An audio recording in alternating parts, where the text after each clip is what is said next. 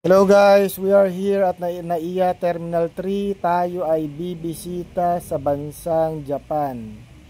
Ayan, ang ating mga biyahe. Punta tayo sa Osaka. Ayan, Kansai Airport. Dito tayo bumaba. Ayan. Kita nyo yung airport nila, napakalinis, tsaka colorful.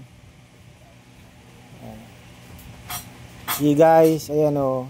Ganda, diba? Ito, tingnan yung airport nila. Ayan, mamaya magte-trend tayo. Ayan, nag-withdraw muna tayo ng pera via ATM. Hanap muna tayo ng lapad. Ayan guys, tingnan yung pagkain nila. May class. Tsaka ayan, balik tayo sa train station. Ayan guys, pag kayo nauuhaw, gamit lang tayo ng vending machine o bendo machine. Masyado mainit nga pala sa Japan, summer na summer. Ayan, mga lugar na binisita namin. Ayan, ginto, malaking ginto. Ayan, Sapa. Ikot-ikot lang tayo. Sarap dito, malinis, tsaka amoy mabango. Ayan, favorite kong lugar.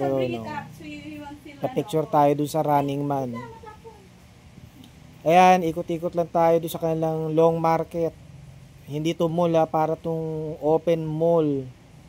Linis guys, walang mabaho. Mabango lahat.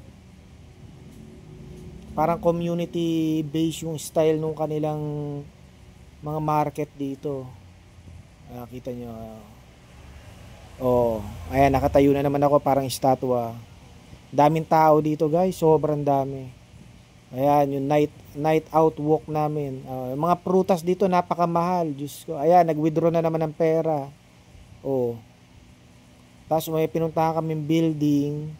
Ayan, yung view dito ng buong Osaka, Japan. Kita nyo lahat. Ganda.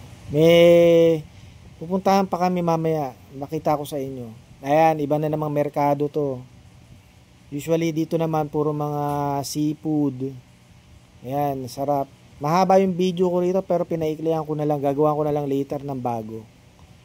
Ayan, sarap guys. Masarap din ang presyo. Ayan, kita nyo na. Bumili din kami dito ng fruit juice. Dahil masyadong mainit. Tara, nasa 32, 36 ang temperature nung pumunta kami. Ayan, picture muna. Gaganda guys, di ba? Tara na dito sa Japan. Sa gabi okay naman. Pero medyo maalinsangan.